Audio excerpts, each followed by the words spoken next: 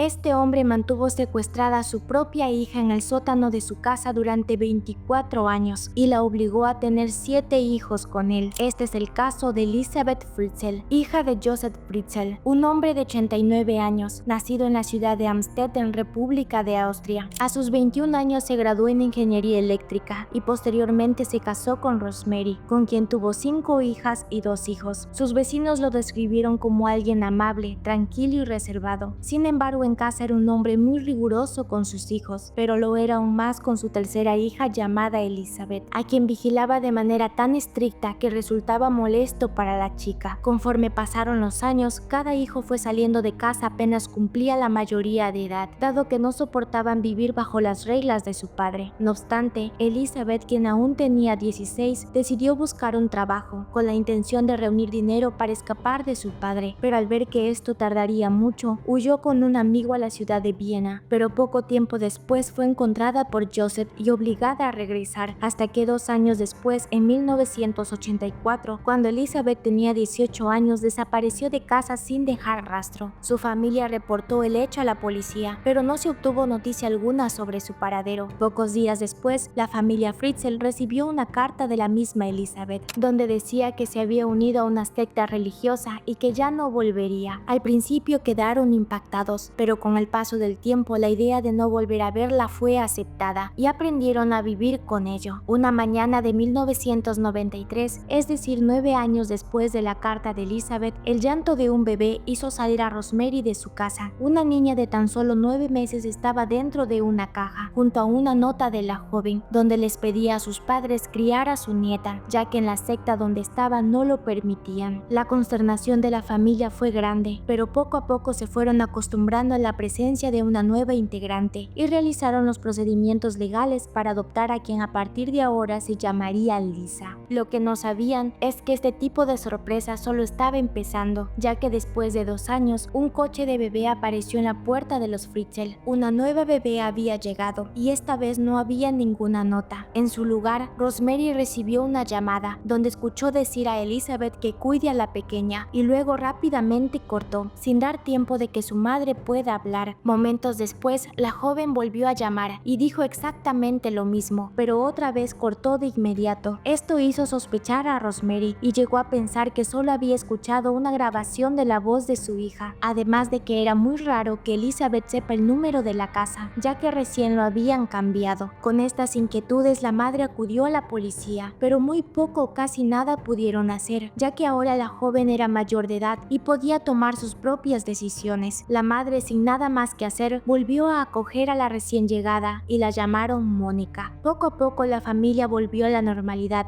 hasta que 4 años más tarde, otro bebé llegó a la puerta. Esta vez era un varón, a quien llamaron Alexander. Así pasaron 11 años y el día 19 de abril de 2008, Joseph Fritzl apareció en el hospital de Amstetten con una chica muy pálida de unos 19 años, diciendo que era su nieta Kerstin y que requería de atención médica inmediata. Los doctores la atendieron, pero dada la situación tan crítica de la joven, quedó en coma. Posterior a ello, le hicieron muchos análisis, cuyos resultados mostraron que Kerstin tenía problemas respiratorios, una falla renal, le faltaba piezas dentales y parecía tener síntomas de una enfermedad hereditaria, resultado de una relación incestuosa. Los doctores le dijeron a Joseph que para saber exactamente cómo proceder debían hablar con la madre de Kerstin, pero este dijo que era imposible contactarla, ya que había huido con una secta y no sabían dónde estaba. Asimismo, mencionó a los doctores que supuestamente encontró a Kerstin en la puerta de su casa, en un estado deplorable y con una nota escrita por Elizabeth, en la que decía que ayuden a su hija. A partir de ese momento, no solo se involucró el personal de salud, sino también la policía, quienes solicitaron muestras de ADN a todos los familiares para poder encontrar algún antecedente de lo que padecía Kerstin, y para que de esta manera también puedan encontrar a los padres de los niños acogidos, pues las autoridades pensaban que los hijos de Elizabeth no eran de un solo hombre. Ante esto, Joseph se negó a dar una muestra de su ADN, pero debido a que la policía lo presionó, no le quedó de otra más que aceptar, mientras que paralelamente, un médico que estaba a cargo de la salud de Kerstin salió a dar una entrevista en televisión, pidiendo a Elizabeth que se acerque al hospital porque su hija necesita de su ayuda. Es así como después de 24 años sin saber nada de ella, apareció en el hospital junto a su padre, diciendo que había venido al enterarse de las necesidades de su hija. Inmediatamente los doctores notaron que el cabello de Elizabeth estaba lleno de canas, tenía la piel pálida al igual que su hija, y por su apariencia enfermiza parecía de unos 60 años, cuando en realidad solo tenía 42. Enseguida los doctores empezaron a hacerle muchas preguntas, pero ella no quería responder. Lo raro de esto es que no encontraban forma de hacer que su padre se separase de ella, así que llamaron a las autoridades, quienes llevaron a Elizabeth y a Joseph a la comisaría para ser interrogados por separado, y todo lo que se diría en las próximas 11 horas dejaría pasmados a toda una ciudad. Elizabeth declaró que nunca estuvo en una secta, sino que su padre la secuestró y la mantuvo oculta en el sótano de su propia casa por 24 largos años, que todo empezó desde que tenía 11, edad en la que empezaron los abusos por parte de su padre. Es por ello que al cumplir 16 intentó escapar de casa, pero falló, hasta que el miércoles 28 de agosto de 1984, ya con 18 años, mientras ella y su padre estaban solos en casa, este le pidió ayuda para mover un mueble en el sótano. Al llegar, se sorprendió al ver una pequeña puerta abierta detrás de un estante corredizo, pero antes de que pudiera escapar, su padre la atacó con un trapo lleno de cloroformo y le hizo perder el conocimiento. Al despertar, estaba esposada con las manos en la espalda y encadenada a la pared de una habitación con poca iluminación. Al mirar a su alrededor, notó que había un pequeño inodoro, una cama y una cocina, dándose cuenta que había sido secuestrada. Inmediatamente empezó a gritar y a pedir ayuda, sin saber que este lugar había sido construido específicamente para aislar el ruido. Al cabo de un tiempo llegó su padre para decirle que nunca iba a salir de allí, así como para advertirle que si le desobedecía, él nunca más volvería, y si intentaba fugarse, un gas tóxico sería liberado provocando su muerte, además de obligarle a escribir la carta que decía que se había unido a una secta. Desde ese entonces, Joseph empezó a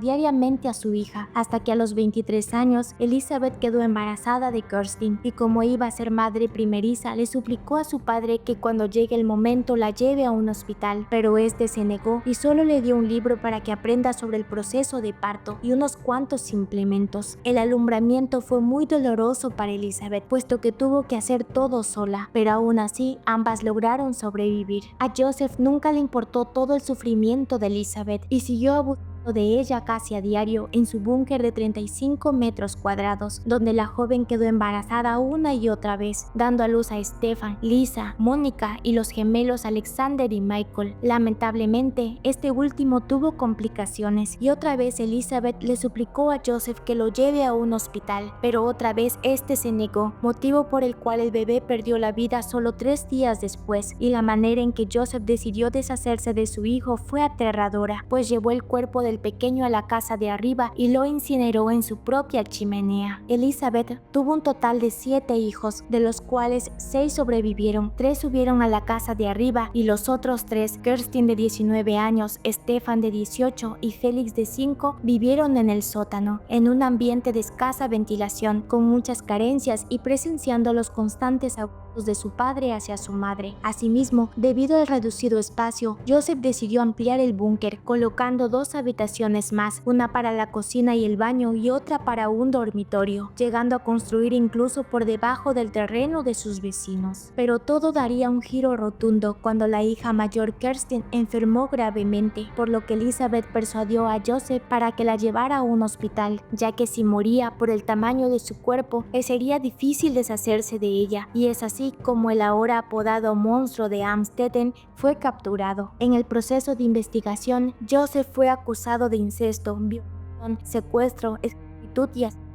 pero este hombre se declaró inocente de todos los cargos y dijo que todo lo que había hecho era por el bien de Elizabeth, porque supuestamente quería alejarla del libertinaje. Declaró que incluso se compadeció de algunos niños llevándolos a vivir con Rosemary en la casa de arriba, y que se consideraba una buena persona, ya que ayudó a su víctima en los partos dándole un libro de medicina. Sin embargo, luego por sugerencia de sus abogados cambió de opinión y en su juicio final se declaró culpable y pidió ayuda psiquiátrica Sudáfrica, por lo que el 19 de marzo de 2009 fue sentenciado a cadena perpetua e internamiento mental, siendo trasladado a la unidad especial para criminales dementes. Pero el 2024 se especuló mucho sobre que sus abogados están luchando para que Joseph pueda salir bajo libertad condicional, ya que según ellos, debido a su avanzada demencia y deterioro físico por su edad, ya no representa un peligro para la sociedad. Por suerte, esta petición no fue aceptada, aunque lamentablemente sí lograron que sea transferido a una cárcel convencional. Por su parte, Elizabeth logró rehacer su vida comprometiéndose con su guardaespaldas y viviendo junto a sus hijos en el campo, apartados completamente de periodistas y siendo vigilados por la policía, para evitar que cualquier medio de comunicación perturbe su tranquilidad, por lo que no existe fotos actuales de la familia. Los hijos que estuvieron muchos años en el búnker tratan de adaptarse al mundo actual y practican diferentes hobbies, intentando recuperar los años que perdieron estando retenidos en el sótano, y viven cada día agradecidos el poder respirar aire fresco y caminar por las calles siendo libres.